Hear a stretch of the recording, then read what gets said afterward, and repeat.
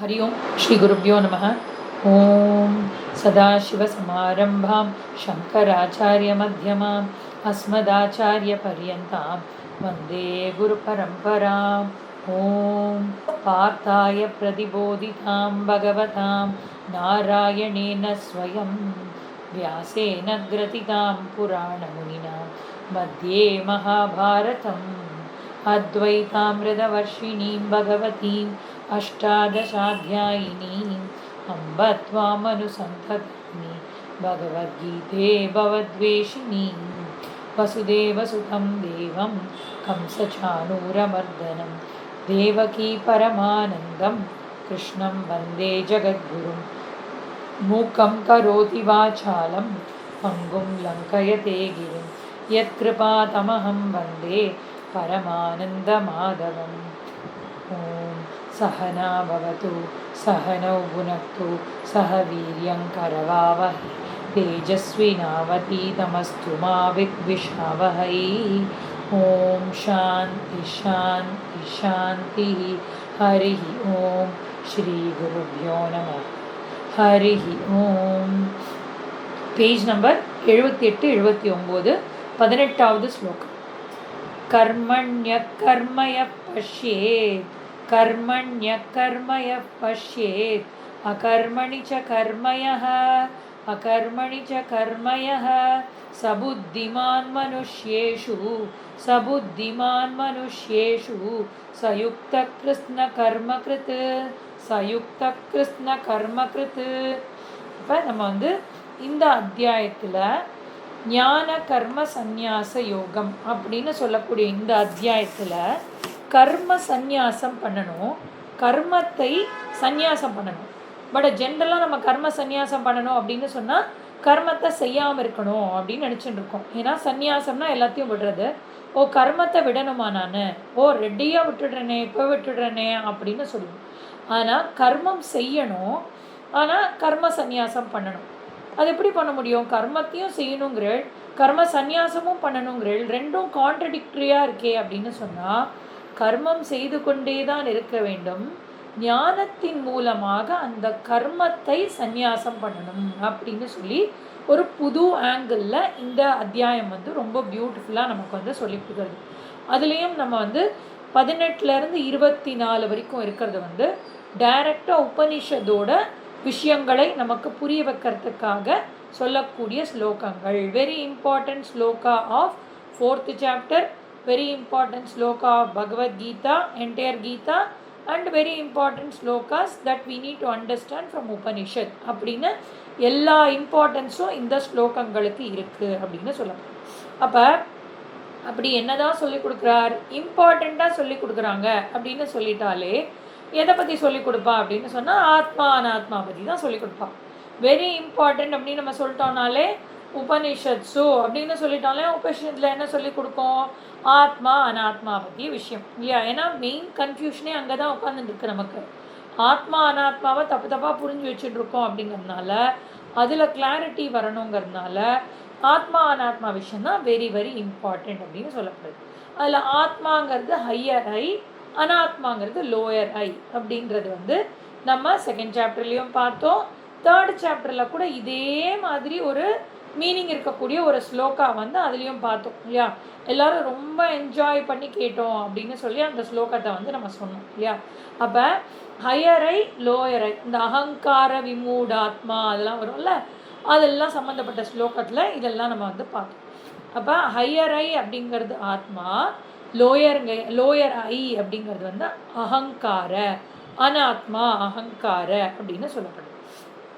அப்போ இந்த ஸ்லோகத்தில் நம்ம புரிஞ்சுக்க வேண்டியது என்ன அப்படின்னு சொன்னால், இந்த ஸ்லோகத்தில் கர்மத்தில் அகர்மத்தை பார், அகர்மத்தில் கர்மத்தை பார் அப்படிங்கிறது தான் இந்த 2 வரியும் சொல்லக்கூடியது இல்லையா? முதல் வரி யஹ கர்மணி அகர்ம பஷ்யேத் அகர்மணிச்ச யஹ கர்மஹ பஷ்யேத் அப்படின்னு சொல்லி எவன் செயலில் செயலின்மையை காண்கிறானோ, மேலும் எவன் செயலின்மையில் செயலை காண்கிறானோ அப்படிங்கிறது தான்.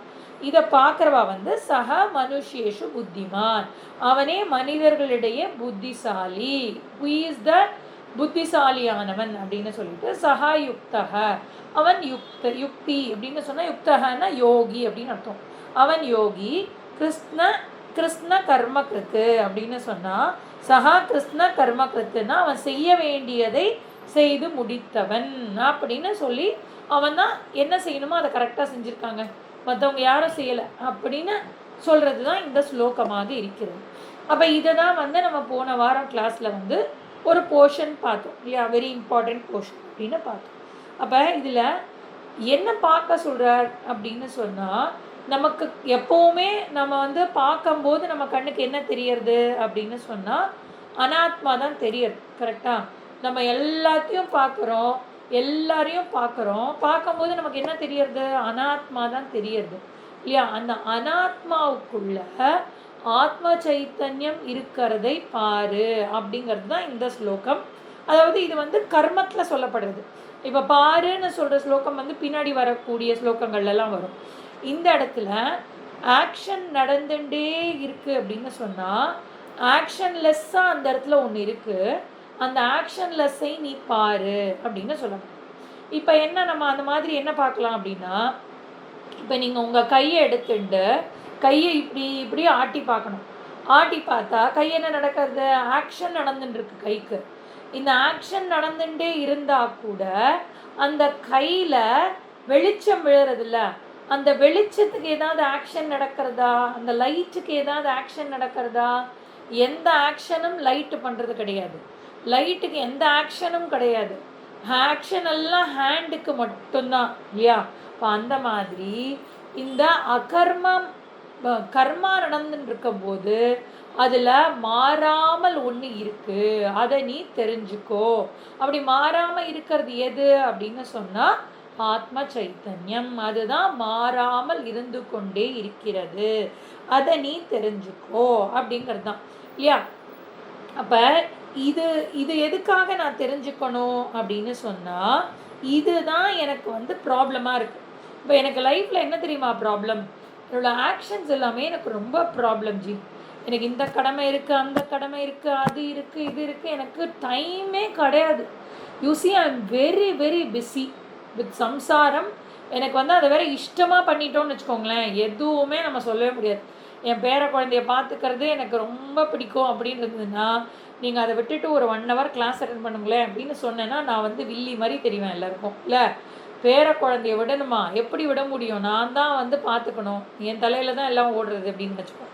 அப்போ நம்ம என்ன சொல்லுவோம், எல்லாம் முடிஞ்சிடும் ஜி, ஒரு நாள் இதில் கொஞ்சம் இன்ட்ரெஸ்ட் வந்துடுது அப்படின்னு சொன்னால் நான் கண்டிப்பாக வேதாந்தத்துக்கு வருவேன் ஜி, கொஞ்சம் இந்த கடமை எல்லாம் கொஞ்சம் பாக்கி இருக்குது பாருங்க, அது மட்டும் முடிச்சுட்டேன்னு வச்சுக்கோங்களேன், 24/7 நான் உங்கள் கிளாஸ்லேயே தான் ஜி இருப்பேன் அப்படின்னு மட்டும் யாராவது சொன்னாங்க அப்படின்னு சொன்னால் அது முழுக்க முழுக்க பொய் அப்படின்னு அர்த்தம். ஏன் முழுக்க முழுக்க பொய் அப்படின்னா, இப்போவே பண்ண முடியாதவா இன்னும் வேலை வெட்டியெல்லாம் இல்லாமல் இருக்கும்போது கண்டிப்பாக பண்ண முடியாது. அப்போ ஒரு ஆக்ஷன் முடிஞ்சதுக்கப்புறம் தான் எனக்கு லிஷர் கிடைக்கும் அப்படின்னு நீ நினச்சேன்னா என்றைக்குமே ஆக்ஷன்ஸ் முடிய போகிறது கிடையாது இல்லையா. அலையோஞ்சு குளிக்கிறது அப்படின்னு சொல்லுவாள்ல, கடலில் எப்போ குளிக்க போகிறேன், ஸ்நானம் பண்ண போகிறேன் அப்படின்னா ஏதோ அலை நிற்கட்டும் உடனே நான் போய் ஸ்நானம் பண்ணிட்டு வந்துடுறேன் அப்படின்னு சொன்னால் அலை ஓயுமா? அலை ஓயவே ஓகாது, இருந்துட்டே தான் இருக்கும். அதுக்கு நடுவில் தான் நீ போய் கடலில் ஸ்நானம் பண்ணிட்டு வரணும் இல்லையா. அந்த மாதிரி இந்த லிஷர் எனக்கு கிளாஸ் கேட்கறதுக்கு எனக்கு லிஷர் டைம் வேணும், எனக்கு இவங்க சொல்கிறத ஃபுல்லாக ஃபாலோ பண்ணுறதுக்கு எனக்கு பேர குழந்தைங்கள்லாம் இப்போ ப்ராப்ளமாக இருக்கா, அவள் ஸ்கூலுக்கு போக ஆரம்பிச்சிட்டான்னா நான் கொஞ்சம் ஃப்ரீ ஆகிடும், அப்போ நான் கேட்குறேன் அப்படின்னு சொன்னால் அது நடக்கவே நடக்காது. அப்போ இன்னொரு கடமை வரும், இன்னொரு பிரச்சனை வரும். அதனால் never try for leisure at the end of the action. அது ரொம்ப முக்கியம். இது முடிஞ்சதுக்கப்புறம் எனக்கு லீஷர் அப்படின்னு நினச்சேன்னா அந்த லீஷர் உனக்கு கிடையவே கிடையாது. Discover the leisure amidst the action, in spite of the action. Action நடந்துட்டே இருக்கும்போது கூட உனக்கு அந்த காம்னஸ் தெரியணும். அப்போ எல்லாம் பட எல்லா காரியங்களையும் சமத்தாக பண்ணலாம், ஆனால் மைண்ட் எப்படி இருக்கணும் அப்படின்னா காமாக இருக்கணும். ஆனால் நமக்கு எப்படி இருக்கும் அப்படின்னு சொன்னால், வெளியில் எதுவுமே பண்ணாத மாதிரி இருக்கும், ஆனால் மைண்டு பயங்கர அஜிடேட்டடாக இருக்கும். இல்லை, நம்ம பார்த்துருக்கோம்ல, அவள் முகத்தை பார்த்தாலே தெரிஞ்சிடும் அவள் வந்து மைண்டு என்னென்னமோ அஜிடேட் ஆகிட்டு இருக்கா அவளுக்கு, ஆனால் பார்க்கறதுக்கு தான் குவைட்டாக உட்காந்துட்டுருக்கா அப்படின்னு. அப்போ அந்த மாதிரி இல்லாமல் வெளியில் எல்லா காரியங்களையும் சமத்தாக செஞ்சுட்டே இருக்கணும். மைண்டு எப்போவுமே காமாக வச்சுக்கணும். அப்போ அப்படி எப்படி ஜி நான் காமாக வச்சுக்கிறது? எவ்வளோ வேலை இருக்குது தெரியுமா? சொல்கிறது ரொம்ப ஈஸி ஜி. ஒரு 4 வேலை சேர்ந்த மாதிரி சொன்னாலே அப்படியே டென்ஷன் ஆகிடுறது மைண்டு அப்படின்னு சொன்னால், அந்த இடத்துல தான் நீ நடந்து இந்த கர்மங்கள் செய்து கொண்டே இருக்கிறதுல அகர்மமாக இருக்கக்கூடிய கான்ஷியஸ்னஸ் பிரின்சிபலை ஞாபகப்படுத்திக்கோ. திருப்பி திருப்பி அதை மைண்டுக்கு கொண்டு வா. அந்த கான்ஷியஸ்னஸ் பிரின்சிபல் எப்படிப்பட்டது? அது சொன்னதும் உடனே அந்த 5 ஃபீச்சர்ஸ் ஆஃப் கான்ஷியஸ்னஸ் வந்துடணும் இல்லையா? It's not a part, product, property of the body. அது வந்து வெளியிலேருந்து வரக்கூடிய ஒரு விஷயம். அது வந்து இந்த உடம்புக்கு உணர்வு தன்மையை கொடுக்கிறது. அது it is not bound by the boundaries of the பாடி.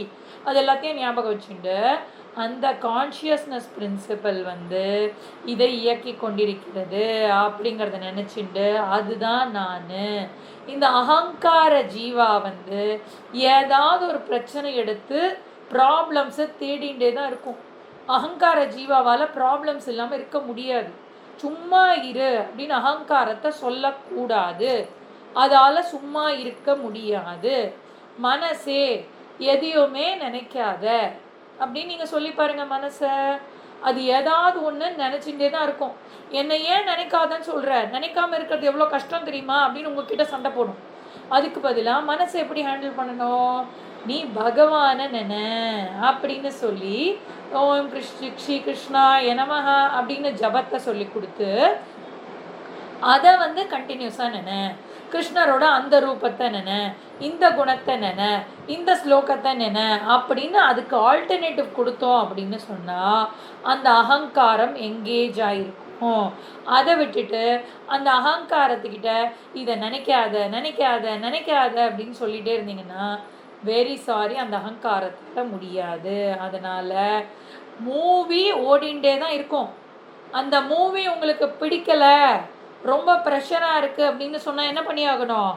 அந்த மூவியை விட்டுட்டு ஸ்க்ரீனை பார்க்கணும். ஸ்க்ரீனை பார்த்தோம் அப்படின்னு சொன்னால் okay this is just a movie, ரொம்பலாம் இம்பார்ட்டன்ஸ் கொடுக்க வேண்டாம் அப்படின்னு அந்த மூவியில் எனக்கு ஞாபகம் வரணும். வந்தால் தான் என்னால் அந்த மூவி பயமுறுத்துறதுலேருந்து என்னால் தப்பிக்க முடியும். அதனால் இது வந்து கர்மத்தில் அகர்மத்தை பார்ப்பது. யஹா கர்மணி அகர்ம பஷ்யேத் அப்படிங்கிறத முதல்ல பார்த்தோம். அடுத்தது அகர்மணிச்ச யஹா கர்மஹ. அப்போ அகர்மத்தில் கர்மத்தை பார் அப்படின்னு சொல்கிறது இல்லையா? அகர்மத்தில் கர்மத்தை பார்னா அது என்னது? ஆக்ஷனே பண்ணாமல் ஒன்று இருந்தால் கூட அதுக்குள்ள ஆக்ஷன்ஸ் நடந்துட்டுருக்குங்கிறத புரிஞ்சுக்கோ அப்படின்னு சொல்கிறது. இப்போ அனாத்மாவை தான் நான் பார்க்குறேன். சுற்றி என்னால் என்ன பார்க்க முடியாது? அனாத்மாவை மட்டும்தான் பார்க்க முடியும். ஒரு நாளும் ஆத்மாவை என்னால் பார்க்க முடியாது. அப்போ அந்த அனாத்மாவை நான் பார்க்கும் போதெல்லாம் அது ஒன்றுமே பண்ணாமல் ஸ்டில்லாக தான் இருக்குது. அது மாதிரி என்னாலையும் இருக்க முடியணும். ஜடம் மாதிரி இருக்கணும், நான் கல் மாதிரி இருக்கணும் நான் அப்படின்லாம் நினைக்கிறோம்ல. அந்த கல் மாதிரி இருக்கிறது, ஜடம் மாதிரி இருக்கிறதுல கூட என்ன இருக்குது அப்படின்னு சொன்னால் அதுக்குள்ள ஆட்டம்ஸு, மாலிக்யூல்ஸு, புரோட்டான்ஸு, நியூட்டான்ஸு எல்லாமே வந்து மூவ் ஆகிண்டே தான் இருக்குது. எதுவுமே ஸ்டேஷ்னரியாக இல்லை, இன்க்ளூடிங் திஸ் வேர்ல்டு இல்லையா? இந்த வேர்ல்டும் எப்படி இருக்க? சுற்றிண்டே தான் இருக்குது. எதுவுமே வந்து ஸ்டேஷ்னரியாக இல்லை. அதனால் இப்போ இல்லை ஜி, சூரியன் வந்து பயங்கரமாக எதுவுமே மூவ் ஆகலை ஜி. இதுதான் மூவ் ஆகிட்டுருக்கு இல்லை, அந்த பூமி தான் மூவ் ஆகிட்டுருக்கு. சூரியன் வந்து நடுவில் அப்படியே சென்டரில் மூவ் ஆகாமல் அப்படியே இருக்குது அப்படின்னு சொன்னால் அந்த சூரியனுக்குள்ளே இருக்கக்கூடிய கதிர்கள்லாம் மூவ் ஆகிட்டுருக்கா இல்லையா? மூவ் ஆகிட்டே தான் இருக்கு இல்லையா? அப்போ மூவ் ஆகாமல் ஒரு அனாத்மாவும் இருக்க முடியாது. அதனால் ஒன்றுமே மூவ் ஆகலைன்னு சொல்லக்கூடியதில் கூட மூமெண்ட் இருக்கு அப்படிங்கிறத தெரிஞ்சுக்கோ. அதுக்கு தான் நம்ம என்ன எக்ஸாம்பிள் சொன்னோம்? நடராஜர் சிலை இல்லையா? அது என்னது, எதை குறிக்கிறது? காஸ்மிக் ஃபார்மை குறிக்கிறது. காஸ்மிக் எனர்ஜி அப்படிங்கிறது வந்து எப்போவுமே மூமெண்ட்ல இருந்துக்கிட்டே தான் இருக்கும். அதுக்கு ஸ்டாண்ட் ஸ்டில் அப்படின்னு கிடையாது இல்லையா? அப்போ அதை இம்ப்ளிமெண்ட் அதை நமக்கு புரிய வைக்கிற விதமாக தான் அந்த நடராஜர் சிலையில் அவருடைய முடி பறக்கிற மாதிரி இருக்கும், காலை ஒரு இடத்துல தூக்குன மாதிரி இருக்கும். அப்போ ஏன் ஸ்டாண்ட் ஸ்டில்லாக இல்லாமல் ஒரு ஆக்ஷனை அந்த இடத்துல காமிச்சிருக்காரு அப்படின்னு சொன்னால், அந்த அகர்மத்தில் கர்மத்தை பார் அப்படிங்கிறத புரிஞ்சுக்கணும். அகர்மம் அப்படின்னு நான் நினச்சா கூட இது எல்லாமே எதுவுமே இயங்கவே இல்லை, இது மாதிரி நானும் ஆயிடணும் அப்படின்னு நீங்கள் நினச்சிங்கன்னா அது மாதிரி ஒரு நாளும் நீங்கள் அனாத்மாவில் ஆக முடியாது. அதனால் ஏதாவது ஒரு ஆக்ஷன் நடந்துகிட்டே தான் இருக்கும். அப்போ நம்ம என்ன பண்ணியாகணும்? அப்போ நான் என்ன பண்ணுறது? இதை பிடிச்சிக்கிறதா அதை பிடிச்சிக்கிறதா அப்படின்னு சொன்னால் ஆக்ஷன்ஸை நீ பண்ணிக்கிட்டே தான் இருக்கணும். அதுலேருந்து உனக்கு விடுதலை கிடையாது. லாஸ்ட்டு பிட்டு இல்லை, அந்த பெட்டில் உயிர் போகிறது அப்படின்னு சொல்கிறோம்ல, போகிற வரைக்கும் உன் பாடிக்குள்ளே எல்லா ஆக்ஷன்ஸும் நடந்துட்டு தான் இருக்கும், எல்லாமே இருந்துட்டு தான் இருக்கும். அதனால் அப்போ இருக்கும்போது நீ நிம்மதியாக இருக்கணும் அப்படின்னு சொன்னால் ஒரே வழி, நீ ஆத்ம சைத்தன்யம்னு புரிஞ்சுண்டு அந்த காம்னஸை நீ மைண்டில் கொண்டு வரணும். அதுதான் ஒரே வழி. நமக்கு என்ன ப்ராப்ளம் அப்படின்னா, ஒரு ஆக்ஷனுக்குள்ளே போவோம், எப்படி வெளியில் வரணும்னு தெரியாது இல்லையா? ஏதாவது ஒரு ரிலேஷன்ஷிப்புக்குள்ளே போவோம், அந்த ரிலேஷன்ஷிப்பே இல்லாமல் என்னால் வாழவே முடியாது அப்படின்னு அந்த ரிலேஷன்ஷிப்பை ரொம்ப பற்று உண்டாக்கிட்டு பிரச்சனை பண்ணிப்போம் இல்லையா?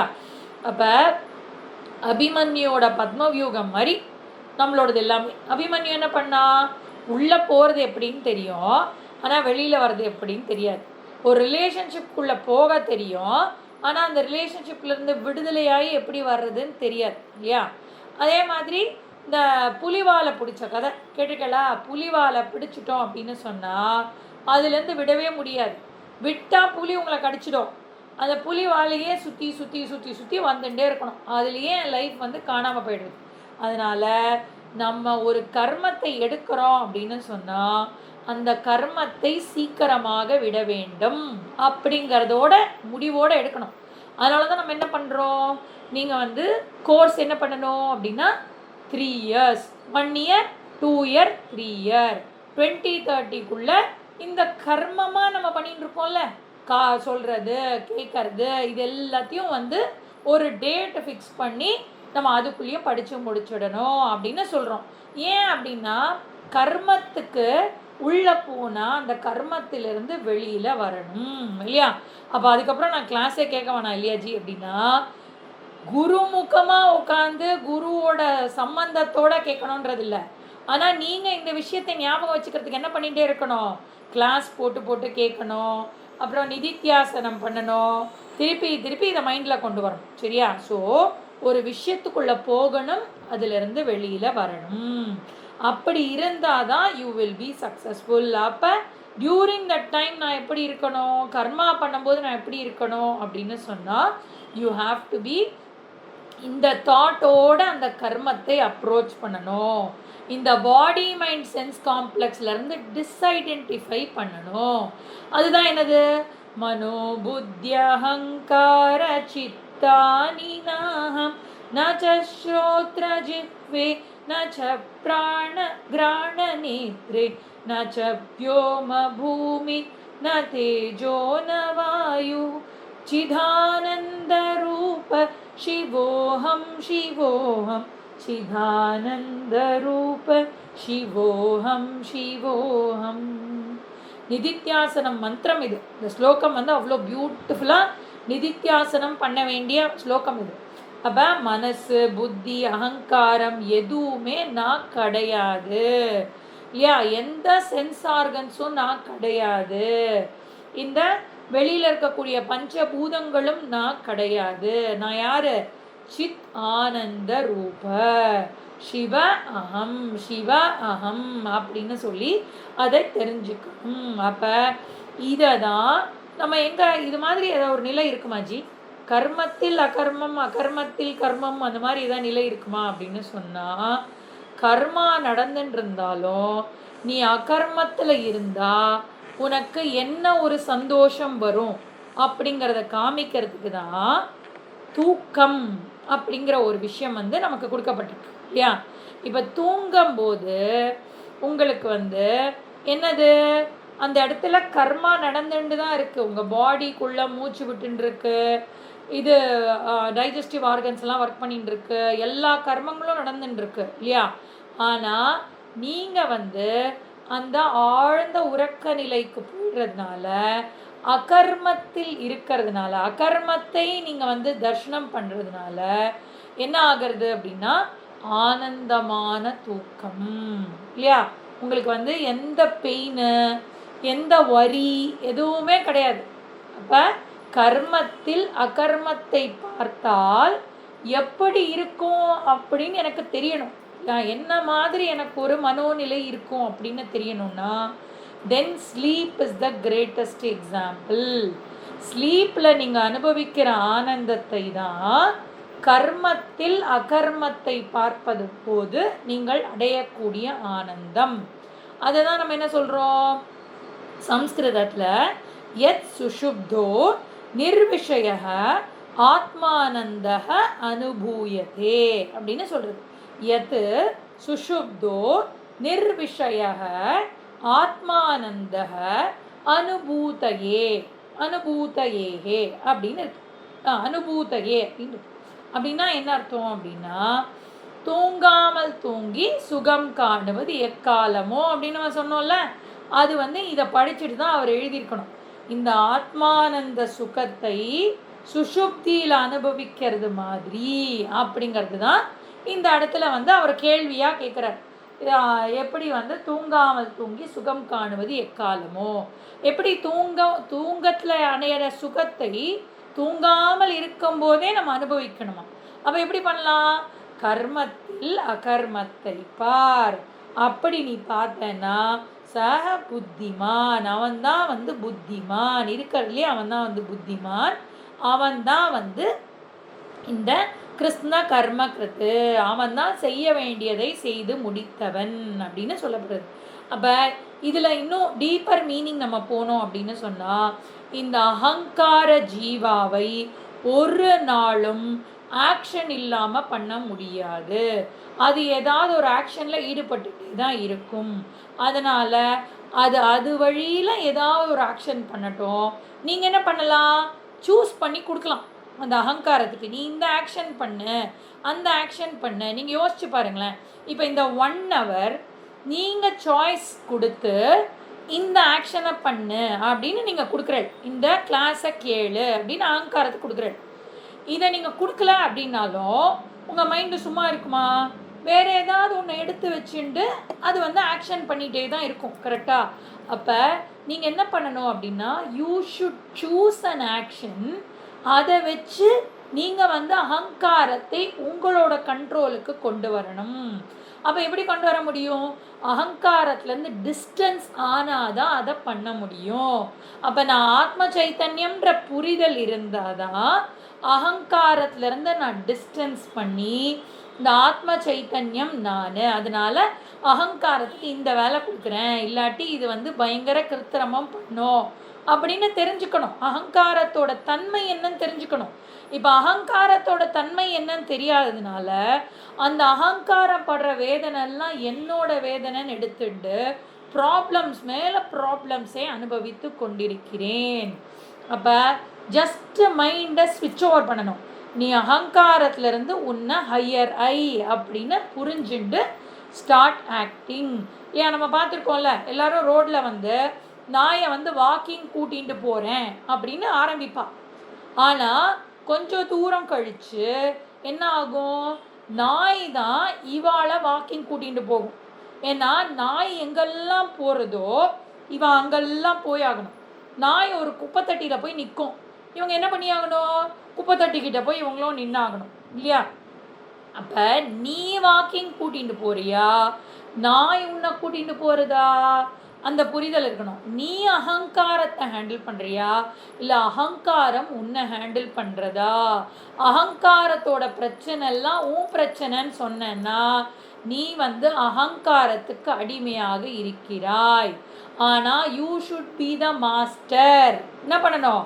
அகங்காரம் இப்படி தான் ஏதாவது பிரச்சனை பண்ணிட்டு இருக்கோம், let me choose a topic, அதுக்கு இந்த டாப்பிக்கில் கவலைப்படு அப்படின்னு கொடுத்துடுறேன் அப்படின்னு கொடுத்துடணும். கொடுத்து நம்ம இப்போ நிறைய பேருக்கு என்ன பிரச்சனை, முன்னாடி என்னென்னமோ பிரச்சனை இருந்தது, இப்போ என்ன பிரச்சனை? ஜி விவேக சூடாமணி 45 கிளாஸ் கேட்கணுமா ஜி, ரொம்ப கஷ்டமாக இருக்குது ஜி, புரியுமா புரியலையான்னு தெரியல ஜி, ஆனால் நீங்கள் ஸ்ட்ரெயின் எடுத்து சொல்லி கொடுத்துருக்கேன், அதனால் கொஞ்சம் கேட்கணுன்னு ஆசைப்பட்றேன் நானும் அப்படின்னு எல்லா ஸ்டூடெண்ட்ஸும் இந்த 45 நாளைக்கு இதே தான் கவலை. எப்படி ப்ரெசென்ட் பண்ண போகிறோமோ, என்ன பண்ண போகிறோமோ, சரியாக சொல்லுவோமா, யார் முன்னாடியாவது நமக்கு ஏதாவது அவமானம் ஆகிடுமா, இப்படியெல்லாம் யோசிக்கிறோம்ல. இந்த யோசனை இல்லைன்னா என்ன பண்ணிட்டு இருப்பீங்க? வேறு ஏதாவது ஒரு யோசனை எடுத்துட்டு கவலைப்பட்டு இருப்பீங்க. அப்போ பி எ மாஸ்டர். தைரியமாக ஆமாம், நான் முடிவு பண்ணி தான் இந்த கவலையை எடுத்துட்டு இருக்கேன், எனக்கு மோட்சம் கிடைக்குமா இல்லையான்னு தெரியல, நான் அந்த மோட்சத்துக்கு சரியாக தான் பிரச்சனை பாடுபடுறேனான்னு தெரியல அப்படின்னு யூ பி த மாஸ்டர். அப்படி இருக்கிறவா தான் என்னது? சுவாமி. அப்படி இல்லாமல் அந்த அகங்காரத்தோட பிரச்சனையோடு நம்ம மாட்டிக்கிட்டோம் அப்படின்னு சொன்னால் ஆசாமி இல்லையா? சுவாமியாக இருக்கணுமா, ஆசாமியாக இருக்கணுமா? இப்போ எல்லாரையும் ஏன் நம்ம சுவாமி ஜின்னு கூப்பிடுறோம்? ஏன்னா அவள் அகங்காரத்தை ஹேண்டில் பண்ணிட்டு இருக்கா. ஆனால் நம்மளை என்னென்னு கூப்பிடுறா? அந்த ஆசாமியை கூப்பிடு அப்படின்றா. ஆசாமின்னா என்னது? யார் அகங்காரத்தை ஹேண்டில் பண்ண விடுறானோ, அகங்காரம் போகிற போக்கிலெல்லாம் இந்த நாய் எக்ஸாம்பிளில் பார்த்துக்கணும். நாய் எங்கெல்லாம் போகிறதோ அந்த மனுஷன் வாக்கிங்கில் அங்கெல்லாம் போகிறோம். அந்த மாதிரி இப்படி இருக்கிறதுனால நம்ம இதை புரிஞ்சுண்டு இந்த அகங்காரத்தை பூர்ணமாக்க முடியாது. அடுத்த ரொம்ப முக்கியமான விஷயம், இந்த அகங்காரத்துக்கு ஏதோ ஒன்று கொடுத்து இதை பூர்ணமாக்கிடுறேன் ஜி அப்படின்னு நீங்கள் சொன்னேன்னா என்றைக்குமே பூர்ணமாகாது அகங்காரம். நான் சொல்கிறேன், இந்த 6 வருஷம் படிக்கிறேலா, படித்து முடிச்சுட்டு எனக்கு இன்னும் கூட நிறைய தெரிஞ்சுக்கணுன்னு ஆசையாக இருக்குது ஜி அப்படின்னு இன்னொரு 6 வருஷம் படிக்கிறேன்னு வச்சுக்கோங்க. அப்புறம் இவங்கக்கிட்ட படித்தது எனக்கு புரிஞ்சுதா புரியலையான்னு தெரியல, இன்னொரு ஆச்சாரியா கிடச்சிருக்கா, அவள் கொஞ்சம் நல்லா சொல்லி கொடுக்குற மாதிரி இருக்குது, நான் அவகிட்ட போய் நிதித்தியாசனம் பண்ணிக்கிறேன் ஜி அப்படின்னு போய் இன்னொரு ஆச்சாரியா கிட்ட போய் நீங்கள் படிச்சிங்கனாலும் இந்த அகங்காரம் பூர்ணமாகாது. நீங்கள் எவ்வளோ எவ்வளோ எவ்வளோ எவ்வளோ படிக்கிறீங்களோ அவ்வளோ அவ்வளோ உங்களுக்கு கம்மியாக தான் தெரியுன்ற ஃபீலிங் வந்துடும். ஐயோ இவ்வளோதான் எனக்கு தெரியுமா, இவ்வளோதான் எனக்கு தெரியுமான்னு அந்த அகங்காரத்தை சாட்டிஸ்ஃபை பண்ணுற மோட்லேயே படிக்கக்கூடாது. அது சாட்டிஸ்ஃபை ஆகாது அப்படிங்கிற கிளாரிட்டியோட நான் படிக்கிறது புரிஞ்சுக்கிறதுக்கு படிக்கிறேன், அகங்காரத்துக்கு ஏதாவது ஒரு வேலை கொடுக்கணுங்கிறதுக்காக நான் படிக்கிறேன். ஆனால் நான் நிஜமாவே யார்? நான் ஆத்ம சைத்தன்யம். எனக்கு பூர்ணத்துவத்துக்கு ஏதோ ஒன்று தான் பூர்ணத்துவம் அடையணும்னு அவசியம் கிடையாது. ஐ ஆம் ஆல்வேஸ் பூர்ணக அப்படின்றத புரிஞ்சுண்டு யாராவது படித்தோம் அப்படின்னு சொன்னால் அப்போ ஏஞ்சி பிடிக்கணும், நான் தான் பூர்ணன்னு முடிவாயிடுச்சு. கரெக்டா? ஐ ஆம் பூர்ணக, நீங்கள் சொல்லிட்டேன் ஐ ஆம் பூர்ணக, ஸோ நான் இனிமேல் படிக்க வேண்டாமே அப்படின்னு சொன்னால் இந்த அகங்காரத்தோட டீல் பண்ண போகிறேளா, கடைசி நிமிஷம் பெட்டு வரைக்கும் அகங்காரத்தோட டீல் பண்ணி ஆகணுமா? அப்போ அந்த அகங்காரத்துக்கு ஏதோ ஒன்று கொடுக்கணும். அதை நான் டிசைட் பண்ணி சாஸ்திரத்தோட அறிவை நீ உட்காந்து கான்டம்ப்ளேட் பண்ணு, எங்கே புரிஞ்சுது எங்கே புரியலன்னு யோசி, வீட்டில் இருக்கிற மற்ற சம்சாரத்தெல்லாம் விடு, புத்திர தார கிரகாதிஷு அதெல்லாத்தையும் விட்டுட்டு இதை பற்றி சிந்தனை பண்ணு அப்படின்னு நம்ம சொல்லி கொடுக்குறோம். அப்போ இதுதான் கிருஷ்ண கர்ம கிருத்து.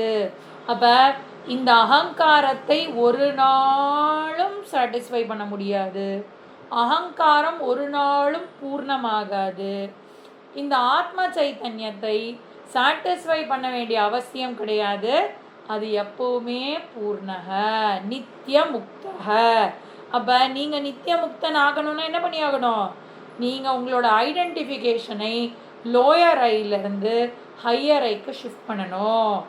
அப்போ எப்பெல்லாம் ஒர்க் பண்ணணுமோ, எப்பெல்லாம் அகங்காரம் ஆக்டிவேட் ஆகணுமோ அங்கே ஹையர் ஐயை கொஞ்ச நேரம் அங்கேயே ஒதுக்கி வச்சுட்டு லோயர் ஐயோட டீல் பண்ணிவிட்டு திடீர்னு லோயர் ஐ உங்களுக்கு ப்ராப்ளமாக இருந்ததுன்னா அதை அப்படியே ட்ராப் பண்ணிவிட்டு ஹையர் ஐக்கு போயிடணும். இதுதான் கர்மய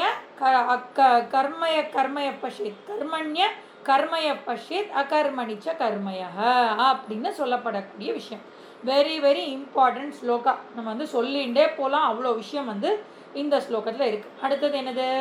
யஸ்ய சர்வே சமாரம்பாஹ யஸ்ய சர்வே சமாரம்பாஹ காமசங்கல்பவர்ஜிதாஹ காமசங்கல்பவர்ஜிதாஹ ஞானாக்னிதக்தகர்மாணி ஞானாநிதக்தகர்மாணி தமாஹு பண்டிதம் புதாஹ தமாஹு பண்டிதம் புதாஹ. Very very important, very nice shloka.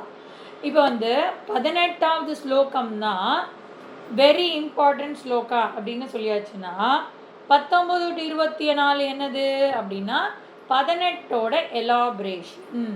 18 முக்கியமானது, முக்கியமான பாயிண்ட்டை எஸ்டாப்ளிஷ் பண்ணியிருக்கா. அந்த முக்கியமான பாயிண்ட்டை எஸ்டாப்ளிஷ் பண்ணி 19லேருந்து 24 வரைக்கும் அந்த பாயிண்ட்டை எலாபரேட் பண்ணுற மாதிரி இந்த ஸ்லோகங்கள் அமைஞ்சிருக்கு அப்படின்னு சொல்லப்படுது. அப்போ இதில் வந்து பேசிக்காக ஒரு கேள்வி வரும். என்ன கேள்வி வரும்? ஜி, நான் எல்லாத்தையும் லைஃப்பில் அடைஞ்சிட்டேன் அப்படின்னு சொன்னால் எனக்கு என்ன ஜி மோட்டிவேஷன் இல்லையா? அதுவும் இப்போ வந்து லௌகீக வேர்ல்டில் வந்து இப்போ எல்லா ஸ்டூடெண்ட்ஸும் வந்து நான் இன்னைக்கு கூட பார்த்தேன், ஒரு டிஷர்ட் போட்டுக்கிறான். என்ன போட்டுக்கிறா அப்படின்னா நெவர் செட்டில் அப்படின்னு போட்டுக்கிறா. அவள் வந்து வேறு ஏதோ ரீசனுக்காக அப்படி போட்டுக்கிறான்னு வச்சுக்கோங்க. நெவர் செட்டில் அப்படின்னா ஒரு பர்சனோட செட்டில் ஆகாது அப்படின்ற மாதிரி அவள் போட்டுக்கிறான். நீங்கள் அதெல்லாம் விட்டுடுங்க.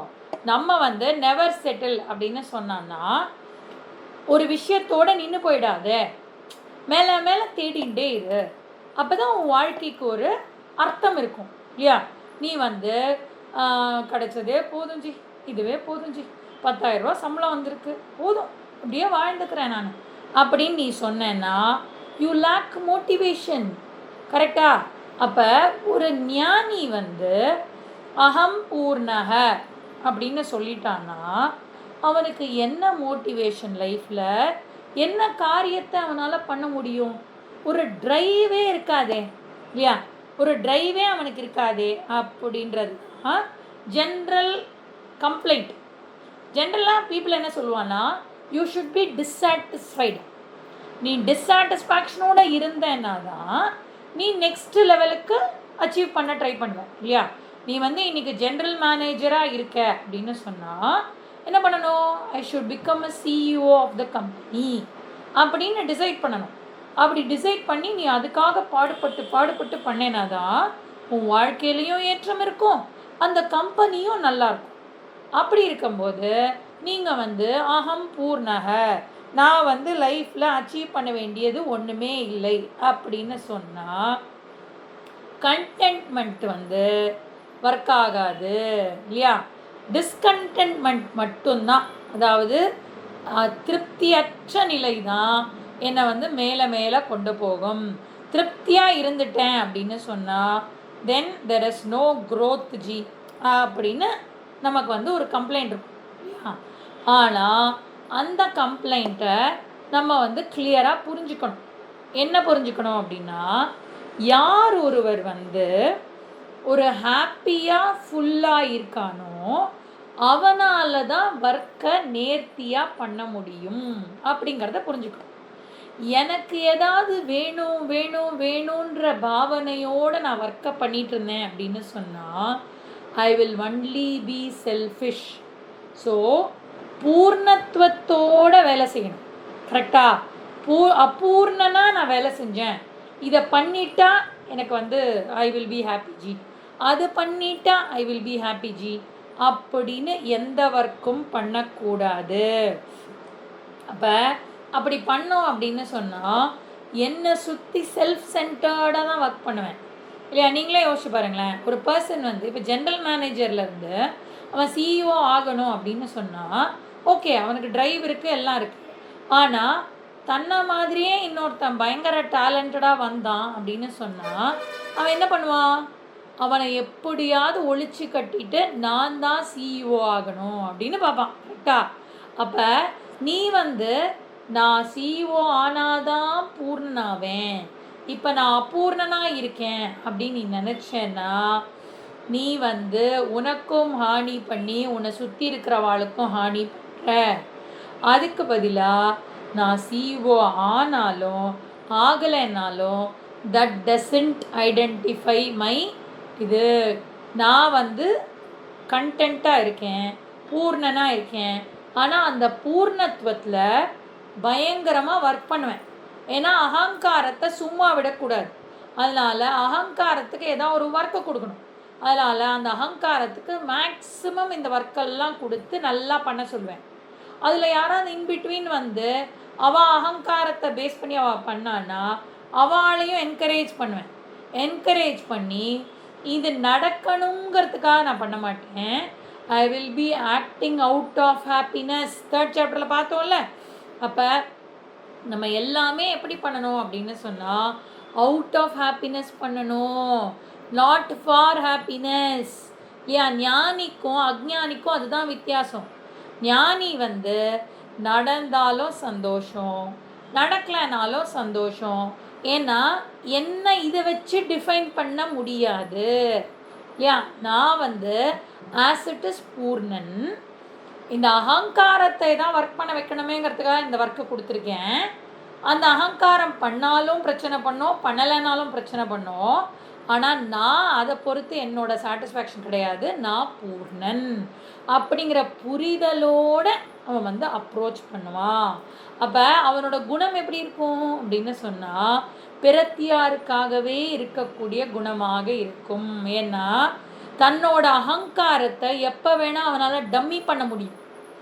வேணும்னா அகங்காரத்தை தூக்கி ஒர்க் பண்ண முடியும், வேண்டான்னா அகங்காரத்தை டம்மி பண்ண முடியும். அப்போ அதனால தான் குரு பூஜைக்கு சொல்லும்போது குருக்கு அஹேதுக்க தயா சிந்து அப்படின்னு ஒரு பேர் சொல்லுவோம். அஹேதுக்க தயா சிந்து அப்படின்னு சொன்னால் தயையில் எப்படி இருப்பாரா, எந்தவித எதிர்பார்ப்புமே இல்லாமல் தயை செய்யக்கூடிய குரு அப்படின்னு சொல்லப்படுறது இல்லையா. அப்போ நாங்கள் வந்து இப்போ இந்த 108வது ஷிபிரில் குருஜி எங்கள் வாழ்க்கையில் எப்படியெல்லாம் எங்களுக்காக ரோல் ப்ளே பண்ணியிருக்காரு அப்படின்னு சொல்லும்போது இந்த பாயிண்ட்டை சொன்னோம். அவர் வந்து அவரோட அகங்காரத்தை, அவரோட ஈகோவை அப்படியே சரண்டர் பண்ணிடுவார். சரண்டர் பண்ணி எங்களுக்கு எப்படி வேணுமோ அப்படி வந்து ஒர்க் பண்ணுவார். எங்களுக்கு வந்து திடீர்னு இப்போ வந்து என்னை வந்து இப்படி ஈகோயிஸ்டிக்காக நான் இருக்கேன், நான் நல்லா பண்ணேன்னு நீங்கள் சொன்னால் தான் நான் ஒத்துப்பேன் அப்படின்னு சொன்னால் அவர் வந்து கொஞ்சம் பார்ப்பார், ஓகே என்கரேஜ் பண்ணலாம் இவங்கள அப்படின்னு சொல்லி என்கரேஜ் பண்ணுவார். அந்த என்கரேஜ் பண்ணி அந்த அகங்காரம் கையை மீறி எங்களுக்கு போகிறது அப்படின்னு சொன்னால் அவர் உடனே அந்த அகங்காரத்தை அவர் எடுத்துட்டு நோ நீ இப்படியெல்லாம் டிமாண்ட் பண்ண முடியாது அப்படின்னு சொல்லுவார். எப்போ அவர் வந்து இப்படி பேசுவார், எப்போ அப்படி பேசுவாருன்னே நமக்கு தெரியாது. ஆனால் அப்படி பண்ணி பண்ணி பண்ணி அவர் வந்து அகங்காரத்தை சரண்டர் பண்ண மொமெண்ட்ஸ் எல்லாம் எங்களுக்கு அவ்வளோ நன்னா ஞாபகம் இருக்குது. எனக்காக குருஜி வந்து தன்னோட ஈகோலாம் விட்டு கொடுத்து எப்படி எனக்காக அவர் வந்து ஒர்க் பண்ணியிருக்காரு அப்படிங்கிறது தான் எல்லாருமே வந்து ஷேர் பண்ணோம் இந்த இடத்துல. அப்போ அந்த அஹேதுக்க தயா சிந்து அப்படின்னு சொல்கிறதுக்கு வந்து ஒரு பர்சன் கிடைப்பா அப்படின்னு சொன்னால் என்னுடைய குருநாதர். அந்த மாதிரி வந்து அந்த இடத்துல இந்த இடத்துல இப்படி தான் அண்டர் ப்ளே பண்ணணும், இவாளை வந்து இந்த இடத்துல தூக்கி வைக்கணும் அப்படின்னா அது தூக்கி வைப்பார். அப்புறம் இல்லை ஐ திங்க் அது கர்வமாக மாறின்னு இருக்கு அந்த பர்சனுக்கு அப்படின்னு சொன்னால் அந்த இடத்துல அகங்காரத்தை அப்ளை பண்ணி டோப்புன்னு மண்டையில் அடிப்பார். மண்டையில் அடித்து அந்த அகங்காரத்தை குறைப்பார். அப்போ எப்படி வேணால் அந்த அகங்காரத்தை டீல் பண்ண முடியும். அப்போ அதுக்கு பேர் தான் கம்பேஷன் அப்படின்னு அர்த்தம் இல்லையா. அப்போ அம்மா என்ன பண்ணுவா, குழந்தைக்கு என்னெல்லாம் வேணுமோ கொடுப்பா இல்லையா. அம்மா வந்து இப்போ டிஃப்ரெண்ட் ரோல்ஸ் அம்மா ப்ளே பண்ணுவா. திடீர்னு வந்து அம்மா வந்து பசிக்கிறது அப்படின்னு சொன்னால் ஒரு குக் பண்ணி கொடுப்பா. அப்புறம் திடீர்னு குழந்தை விளையாடணும் அப்படின்னு சொன்னால் விளையாட போயிடுவான் இல்லையா, குழந்தையோட விளையாடுவான். அப்போ எப்படி டிஃப்ரெண்ட் ரோல்ஸ் எப்படி எடுக்க முடியும் அப்படின்னு சொன்னால் அந்த பர்சனுக்கு ஏற்ற மாதிரி தன்னை வந்து மாற்றிக்க முடியும். ஏன் அம்மாவுக்கு குழந்தைக்கிட்ட என்னது ஈகோவே கிடையாது. அந்த மாதிரி இந்த அகங்காரம்ங்கிறது வந்து சரியாக ஹேண்டில் பண்ண தெரிஞ்சுக்கணும் அப்படின்னு சொல்லப்படுது. அப்போ இந்த ஞானியானவன் என்ன பண்ணுவான், அகங்காரத்தை லோக சங்கிரகத்துக்காக ஹேண்டில் பண்ணுவான் அப்படின்னு சொல்லப்படுது. எப்போ வேணுமோ அப்போ அகங்காரத்தை யூஸ் பண்ணிப்பான். இப்போ பகவானே எப்படி வந்து எதுக்காக வந்தார் அப்படின்னு சொன்னால், பரித்ராணாய சாதுகுணம் இல்லையா, அவிநாசாய சதுஷ்கிருதம். அப்போ எப்படி எந்த ரோல் எடுக்கணுங்கிறது எதை பொறுத்து இருக்கு, யாருக்கு என்ன தேவையோ அதை பொறுத்து இருக்கு. அந்த முதல் இதில் வந்து மத்ஸ்யாவதாரமாக வந்தால் போதும் அப்படின்னா மத்ஸ்யாவதாரமாக வந்தார். அந்த இடத்துல அந்த பிரகலாதனை வந்து அவன் டிஸ்டர்ப் பண்ணுறான் ஹிரண்யகஷ்பு அப்படின்னு சொன்னால், அவன் வரம் கேட்டதுக்கு ஏற்ற மாதிரி ஒரு உருவம் எடுத்துட்டு அங்கே வந்தார். கரெக்டாக? அப்போ சாது ரக்ஷணத்துக்காகவும் அதர்மத்தை அழிப்பதற்காகவும் என்ன ரோல் வேணால் எடுத்துக்க முடியும். அதனால் சமாரம்பாஹா அப்படின்னு இந்த ஸ்லோகம் சொல்கிறது இல்லையா. என்ன ஸ்லோகம் இந்த ஸ்லோகம்?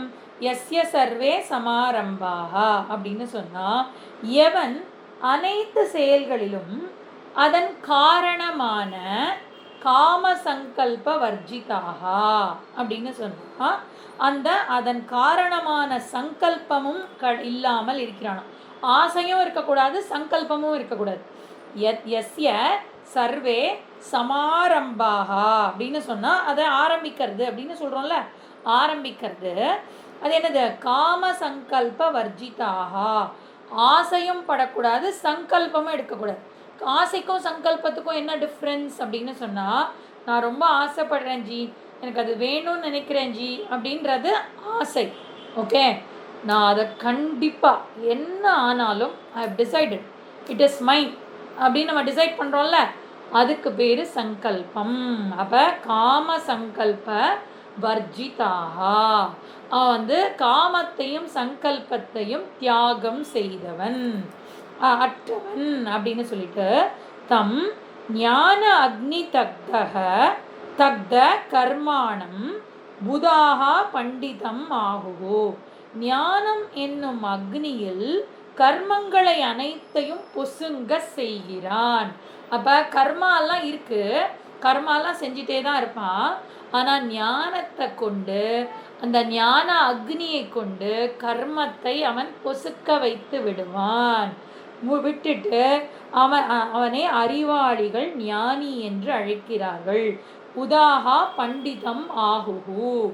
அப்போ அறிவாளிகள், புதாகா அப்படின்னு சொன்னால் அறிவாளிகள் அவரை பண்டிதர்கள் என்று அழைக்கிறார்கள் அப்படின்னு சொல்லப்படுது. அப்போ நம்ம வந்து கிளாரிட்டியோட காமவர்ஜிதாக அப்படின்னு சொன்னால், அப்போ எதுவுமே செய்ய மாட்டானா அப்படின்னா எல்லாம் செய்வான், ஆனால் காமமும் சங்கல்பமும் அற்று செய்வான்.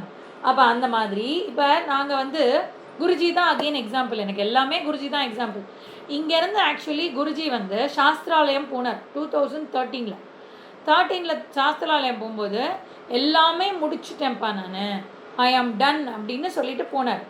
ஆனால் அங்கே போனதும் பார்த்தா நான் வந்து குவைட்டாக என்னுடைய காலத்தை வந்து மௌனத்தில் இருக்க போகிறேன் அப்படின்னு போனார். பட் அங்கே போனதும் பார்த்தா அந்த ஊரோட நிலைமை வந்து ரொம்ப மோசமாக இருந்தது. இவர் தங்கியிருந்த வீட்டுக்கு, அந்த ஆசிரமத்துக்கு எதிர்க்க அவன் வந்து என்ன பண்ணிகிட்டு இருந்தான்னா, மாடை வந்து இந்த பீஃப் ஷாப் வச்சு ஒர்க் பண்ணிகிட்டு இருந்தாங்க.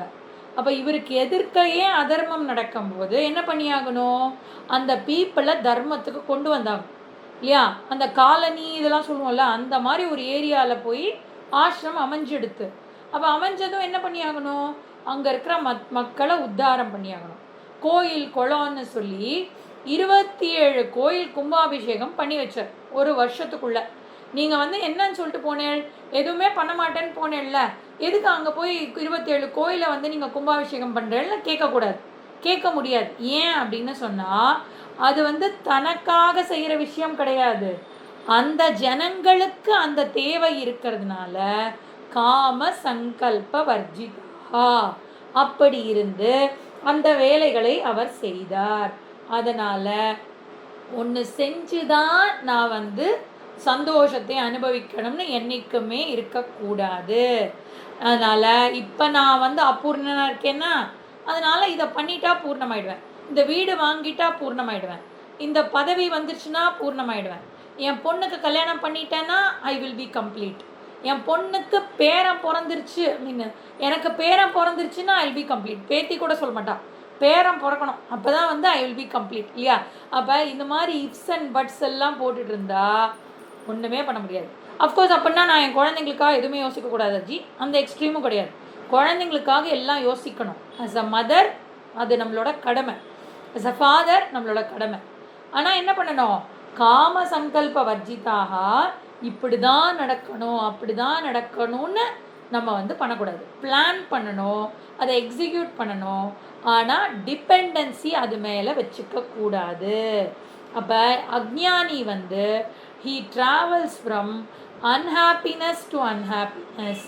ஆனால் நம்ம என்ன பண்ணுறோம், happiness to happiness to happiness தான் ஞானியோட ஸ்டேட் ஆஃப் மைண்டு. ஒரு காரியம் பண்ணும்போதும் ஹாப்பி, அந்த காரியம் தோத்தாலும் ஹாப்பி, அந்த காரியம் ஜெயிச்சாலும் ஹாப்பி. அப்போ happiness to happiness to happiness தான் ஞானியோட மனநிலை அப்படின்னு சொல்லப்படுது.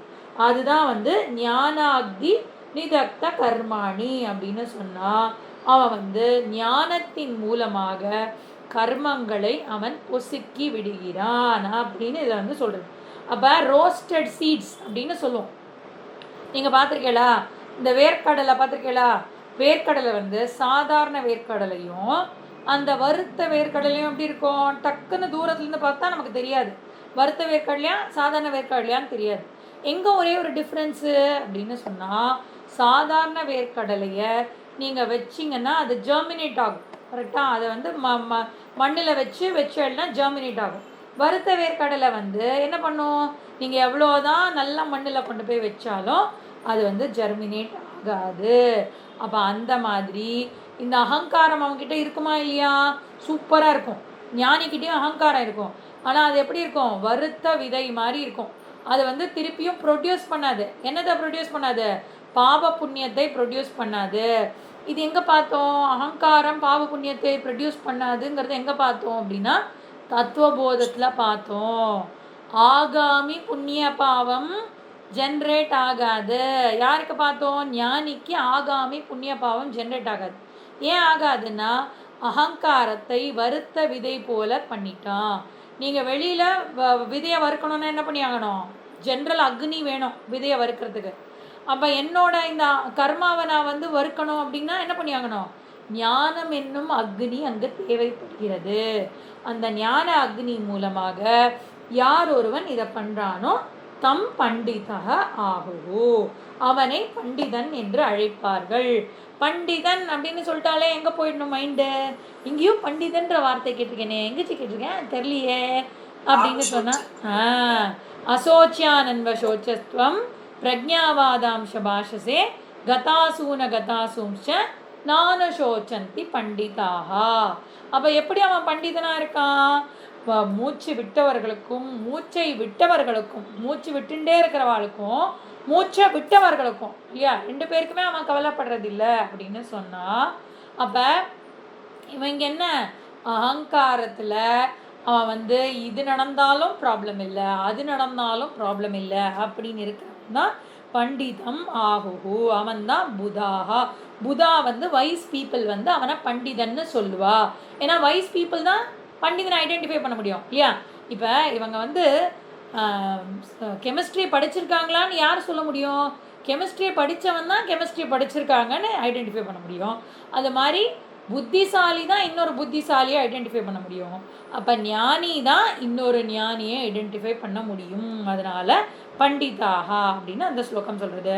அடுத்த ஸ்லோகம் என்னது, தியக்த்வா கர்மபலா சங்கம், தியக்த்வா கர்மபலா சங்கம் நித்யத்ருப்தோ நிராஸ்ரயः, நித்யத்ருப்தோ நிராஸ்ரயः கர்மண்யபிப்ரவருத்தோபி, கர்மண்யபிப்ரவருத்தோபி நைவ கிஞ்சித் கரோதி சஹ, நைவ கிஞ்சித் கரோதி சஹ. அப்போ இந்த ஞானியானவன் எப்படி இருக்கணும் அப்படின்னு சொன்னால், காமத்தையும் சங்கல்பத்தையும் தியாகம் செய்தவனாக இருக்க வேண்டும். தியாகம் பண்ணிட்டு நல்லா ஒர்க் பண்ணணும் இல்லையா? ஒர்க் மட்டும் சூப்பராக பண்ணணும். அவனை விட இவன் கண்டென்ட்மெண்ட்டோட சூப்பராக ஒர்க் பண்ணுவான், ஹாப்பியாக ஒர்க் பண்ணுவான் இல்லையா? அப்போ அந்த மாதிரி நம்ம எப்படி இருக்கணும் அப்படின்னா, வெளி உலக விஷயங்கள் என்ன டிசைட் பண்ணுறதா இருக்கக்கூடாது, நான் வெளி உலக விஷயத்தை டிசைட் பண்ணணும். அதுக்கு வந்து 2 கம்பேரிசன் இருக்குது. என்ன அப்படின்னு சொன்னால், தெர்மாமீட்டர், தெர்மோஸ்டாட் அப்படின்னு 2 இருக்குது. தெர்மாமீட்டர் அப்படிங்கிறது வந்து என்ன பண்ணுவா, உங்களுக்கு ஃபீவர் இருக்கும்போது தெர்மாமீட்டரை வைக்கும்போது என்ன ஆகும், அந்த தெர்மாமீட்டரில் இருக்கிற மெர்க்குரி வந்து உங்கள் ஹீட்டுக்கு ஏற்ற மாதிரி அது மாறிடும். கரெக்டா? அப்போ நான் வந்து தெர்மாமீட்டராக இல்லாமல் எப்படி இருக்கணும் அப்படின்னா தெர்மோஸ்டாட். தெர்மோஸ்டாட்டுங்கிறது எப்படி இருக்கும், இப்போ இந்த ரூம் சூடாக இருக்கா, இந்த ரூமை வந்து நான் வந்து குழு குழுன்னு ஆக்கணும் அப்படின்னு சொன்னால் அது என்ன பண்ணுறது, அது வெளி அட்மாஸ்பியர். அந்த ஏசி என்ன பண்ணுறது, தெர்மோஸ்டாட் போட்டிருக்கோம் அதில். அப்போ வெளியில் இருக்கிற அட்மாஸ்பியரை தான் டிசைடு பண்ணி மாற்றும். ஆனால் தெர்மாமீட்டர் என்ன பண்ணும், அந்த அட்மாஸ்பியருக்கு ஏற்ற மாதிரி தன்னுடைய டெம்பரேச்சரை மாற்றிக்கும். அப்போ அப்படி இல்லாமல் நம்ம வந்து சரௌண்டிங் நம்மளை கண்ட்ரோல் பண்ணக்கூடாது, நம்ம சரௌண்டிங்கை கண்ட்ரோல் பண்ணணும். அவள் என்னை திட்டினா நான் அவளை திட்டேன், நோ, அவள் என்னை திட்டினா நான் அவளை காமாக்கினேன், ஏன்னா நான் காமாக இருந்தேன். இப்படி வந்து நம்ம இருக்கணும் இல்லையா? அப்போ இது வந்து எப்படி பாசிபிள் அப்படின்னு சொன்னால் ஞானத்தினால் மட்டுமே பாசிபிள். இதுக்கு வந்து வேறு எந்த குவாலிஃபிகேஷனும் கிடையாது இல்லையா? வயசில் பெரியவா, அதனால் அவள் இப்படி இருப்பான்னு எதிர்பார்த்தோம் அப்படின்னு நிறைய பேர்கிட்ட நம்ம ஏமாந்து போயிருக்கோமா? பார்த்துருக்கேங்களா? ஒரு மெச்சூரிட்டி வேண்டாமா அப்படின்லாம் நம்ம சொல்லுவோம்ல. அப்போ அந்த மெச்சூரிட்டி எல்லாம் வந்து வயசை பொறுத்து கிடையாது, ஞானத்தை பொறுத்து. அது வந்து நீங்கள் எந்த ஆசிரமத்தில் வேணால் இருக்கலாம், எந்த வர்ணத்தில் வேணால் இருக்கலாம், பிராமணா, சத்ரியா, வைஷ்ய, சூத்ராவாக இருக்கலாம், இல்லை பிரம்மச்சரிய, கிரகஸ்த, வானப்பிரஸ்த, சந்நியாச, எதில் வேணால் நீங்கள் இருக்கலாம்.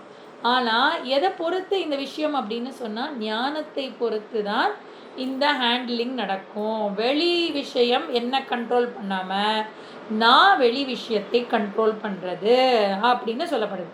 அப்போ இதுதான் வந்து நம்ம சங்கரர் என்ன சொன்னார், சாண்டாளோஸ்து சாத்து த்விஜோஸ்து குருரித்யேஷா மனிஷா மம. அப்போ அவன் வந்து சாண்டாளனாக இருக்கட்டும் இல்லையா, அவன் வந்து எந்த வர்ணத்தில் வேணால் இருந்துட்டு போட்டோம், இல்லை அவன் பிராமணன் அந்த மாதிரி இருந்த, த்விஜான்னா பிராமணனாக கூட இருந்துட்டு போட்டோம், அவன் வந்து யார் ஒருவன் மனிஷா மம அப்படின்னு சொன்னால் இந்த ஞானத்தை யார் தெரிஞ்சுட்டு இருக்கானோ அவன் எனக்கு வந்து யார், குரு அப்படின்னு அவர் சொல்கிறாரு அப்படின்னு சொன்னால் இந்த ஞானம்தான் அந்த இடத்துல ரொம்ப ரொம்ப இம்பார்ட்டண்ட் அப்படின்னு சொல்லப்படும். அப்போ அந்த ஞானத்தில் நம்ம எல்லாரும் என்ன நினச்சிட்டு இருக்கோம், காவி உடை அணிஞ்சிட்டோம் அப்படின்னு சொன்னால் then what is the expectation, that person is a ஞானி அப்படின்னு நம்ம வந்து நினச்சிட்டு இருக்கோம் இல்லையா? அப்போ இந்த இடத்துல கிருஷ்ணர் வந்து யாருக்கு சப்போர்ட் பண்ணுவார் ரொம்ப அப்படின்னு சொன்னால் கிரகஸ்த ஞானிக்கு தான் சப்போர்ட் பண்ணுவார் கிருஷ்ணர். சங்கரர் வந்து சன்னியாசி ஞானிக்கு சப்போர்ட் பண்ணுவார். என்ன இதில் நம்ம வந்து சங்கர பாஷ்யம் எல்லாம் எடுத்து பார்த்தோன்னா அது வந்து சன்னியாசி ஞானியை கௌரவப்படுத்துகிற மாதிரி அந்த விஷயத்த சொல்கிற மாதிரி இருக்கும். பட் கிருஷ்ணர் வந்து கிரகஸ்த ஞானிக்கு ஈக்குவல் இம்பார்ட்டன்ஸ் கொடுக்குறாரு. ஏன்னா ஞானத்தில் தான்ப்பா விஷயம் இருக்குது, ட்ரெஸ்ஸில் கிடையாது அப்படிங்கிறத சொல்கிற விதமாக தான் இந்த ஸ்லோகங்கள் அமைஞ்சிருக்கு. அப்போ சந்நியாசி வந்து கிரகஸ்த ஞானியோட வெரி சுப்பீரியர் அப்படின்னு நம்ம நினைக்கிறோம் அப்படின்னு சொன்னால் அப்படி கிடையாதுன்னு சுவாமிஜி எழுதியிருக்கார். யோசிப்பலா? அப்போ கிரகஸ்த ஞானி ஆல்சோ ஈக்குவலண்ட் டு சந்நியாசி ஞானி. ஏன்னா ரெண்டுமே ஞானத்தில் தான் இருக்கே ஒழிய கிரகஸ்தாசிரமம் லோயர், சந்நியாசி ஹையர் அப்படின்னு கிடையாது. இப்போ நீங்கள் வந்து அங்கே நம்ம தேனி ஆசிரமத்தில் பார்த்தோம் இல்லை, அவர் வந்து சன்னியாசி ஞானி, அவர் உட்காந்துட்டுருக்கார், அவருக்கு ஈக்குவலாக நான் இந்த பக்கம் உட்காந்துட்டுருக்கேன் இல்லையா? மரியாதை கொடுக்க வேண்டாமா அப்படின்னு சொன்னால் அந்த பக்கம் இன்னொரு கிரகஸ்த ஞானி உட்காந்துட்டு இருந்தார். அப்போ கிரகஸ்த ஞானி அப்படின்னு சொன்னாலும் அதே தான் அதே மரியாதை தான் அந்த இடத்துல கொடுக்க வேண்டும். அப்போ இதுலேருந்து நம்ம என்ன தெரிஞ்சுக்கணும், கிரகஸ்தாசிரமத்தில் இருந்துட்டே ஞானி ஆகலாம், சந்நியாசம் எடுத்துக்கணுன்ற அவசியம் கிடையாது. இதை விட யார் அப்படியே நமக்கு ஒரு ஹிதத்தோட எல்லாத்தையும் கொடுப்பா இல்லையா? அப்போ ஞானத்தில் தான் விஷயம் இருக்குது அப்படிங்கிறது தான் எந்த ஸ்லோகங்கள் சொல்ல போகிறது அப்படின்னு சொன்னால் 20, 22, 23, 24 இந்த 4 ஸ்லோகங்களும் கிரகஸ்த ஞானியை மேன்மைப்படுத்தக்கூடிய ஸ்லோகங்கள். 20, 22, 23, 24 அவன் என்ன வேணால் வேலை பண்ணலாம் இல்லை, கிரகஸ்தாக்கு ஏகப்பட்ட வேலை இருக்குது இல்லை.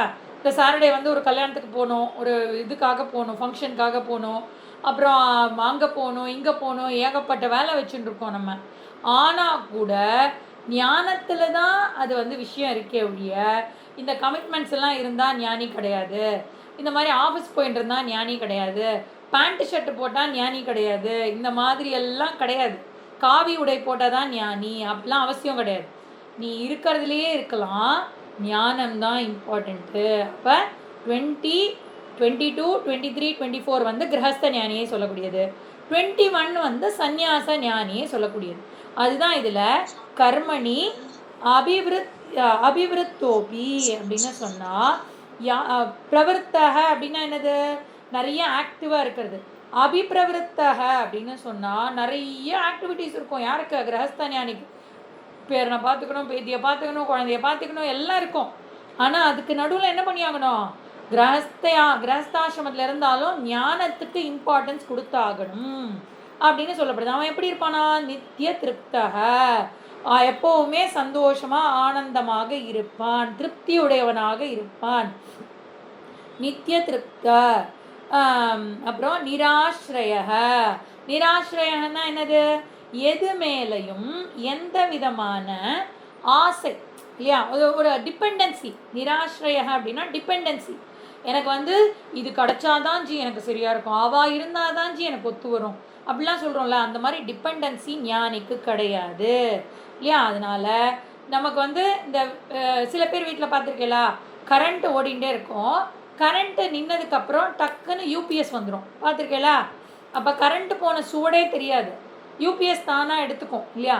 அப்போ இந்த ஞானிக்கு எப்படியா, மற்றவா நமக்கு லவ் கொடுத்துட்டே இருந்தால் அந்த லவ்வை எடுத்துப்பா, திடீர்னு அவள் லவ்வை விட்ரா பண்ணிட்டான்னு வச்சுக்கோங்களேன், என்கிட்ட தானே அந்த லவ்வோட ஊற்று இருக்கு இல்லையா, ஆனந்த ஸ்வரூபம் நான் தானே, நான் பாட்டுக்கு ஆனந்தமாக இருந்துப்பேன். யூபிஎஸ் என்கிட்ட எப்போவுமே ரெடியாக இருக்குது, அன்இன்டரப்டட் பவர் சப்ளை என்கிட்ட இருந்துகிட்டே இருக்குது. அதனால் அந்த அன்இன்டரப்டட் பவர் சப்ளையில் நான் என்றைக்குமே என்னை சோகமாக்க முடியாது, யாருமே என்னை எமோஷ்னலாக பிளாக்மெயில் பண்ண முடியாது. இப்படி இருக்கிறவன் நிராஸ்ரய. சுவாமிஜி சொல்கிறார், அன்இன்டரப்டட் பவர் சப்ளை இல்லை, அன்இன்டரப்டட் பூர்ணத்துவம் சப்ளை அப்படின்னு சொல்கிறார். யூபிஎஸ்க்கு அன்இன்டரப்டட் பூர்ணத்துவம் சப்ளை எனக்கு எப்போவுமே இருந்துகிட்டே இருக்குது. அதனால் சைக்காலஜிக்கலாக வீக்காக ஃபீல் பண்ணுறது இதெல்லாம் கிடையவே கிடையாது. அப்படின்னா நான் ஃபிசிக்கலாக டிபெண்ட்டாக இருந்தால் எனர்ஜி பண்ணுறது, எனக்கு நிறைய ஹெல்த் ரீசன்ஸ்லாம் இருக்குது, அதனால யார் மேலேயே டிபெண்ட்டாக இருக்குது. ஹெல்த் ரீசன்னால் யார் மேலே டிபெண்ட்டாக இருந்தால் no problem, physical dependency is not a problem here, only emotional dependency is a problem. Physical டிபெண்டன்சியில் எனக்கு யாராவது அந்த வேலையை பண்ணால் ஓகே, ஆனால் இந்த பர்சன் தான் எனக்கு அந்த வேலையை பண்ணணும்னு எதிர்பார்க்குறோம்ல, அது எமோஷ்னல் டிபெண்டன்சி. இவா தான் எனக்கு சாதம் போடணும், அவள் தான் என்னை மாத்திரை கொடுக்கணும், அப்படியெல்லாம் இருந்ததுன்னா அதெல்லாம் எமோஷ்னல் டிபெண்டன்சி, அதெல்லாம் வச்சுக்கக்கூடாது. ஃபிசிக்கல் டிபெண்டன்சி வச்சுக்கலாம், நோ ப்ராப்ளம், ஏன்னா அது நம்மளோட பிராரப்தத்தை பொறுத்து இருக்குது, அது ஒன்றும் பண்ண முடியாது. அப்போ நிராஸ்ரய. அப்புறம் கர்மபல ஆசங்கம் தியக்த்வா அப்படின்னு இருக்கு. இதில் ஆசங்கம்னு எழுதிக்கணும், அசங்கம்னு எழுதிக்கக்கூடாது. கர்மபல ஆசங்கம் தியக்த்வா அப்படின்னு சொன்னால் கர்ம பலத்தில் ஆழ்ந்த பற்றை விடுவது. ஆசங்க அதில் எப்படி இருக்கு, அந்த கர்ம பலத்தில் ஆழ்ந்த பற்று இருக்கான், அந்த ஆழ்ந்த பற்றை விட வேண்டும். அப்போ பற்று நீ வச்சுக்கோ, எக்ஸ்பெக்டேஷன்ஸ் வச்சுக்கோ, எக்ஸ்பெக்டேஷன் வச்சுக்க வேணாம்னு சொல்ல. கிரகஸ்தாசிரமத்தில் இருக்கும்போது இது மாதிரிலாம் பிளானிங் பண்ணுறதுக்கு வச்சுக்கோ, ஆனால் ஆழ்ந்த பற்று வச்சுருக்கல, இப்படி தான் நடக்கணும்னு அப்படியெல்லாம் நீ வைக்காதே. அதனால் யார் கர்மண்ய விப்ரவருத்தோபி கர்மத்தில் ஈடுபட்டு அபிவிருத்த நிறைய அபிப்பிரவருத்தக நிறைய ஈடுபட்டா கூட அபீச்ச ஏவ கிஞ்சித்து கரோதி அவன் எதையுமே செய்வதில்லை. ஏன்னா அவன் வந்து நித்திய திருப்தனா இருக்கான், நிராசிரயாவா இருக்கான். கர்ம பலத்துல கர்மபல ஆசங்கம் தியக்துவா கர்ம பலத்து மேல இருக்கக்கூடிய ஆழ்ந்த பற்றை தியாகம் செய்தவனாக இருக்கிறான். அதனால எவ்வளோ காரியம் செஞ்சாலும் காரியம் செய்யாதவனாக அவன் இருக்கிறான் அப்படின்னு சொல்லி ரொம்ப பியூட்டிஃபுல்லாக இந்த ஸ்லோகங்கள் வந்து நமக்கு சொல்லியிருக்கு. இதுக்கப்புறம் இருக்கக்கூடிய ஸ்லோகங்களை நம்ம நாளைக்கு கிளாஸில் பார்க்கலாம்.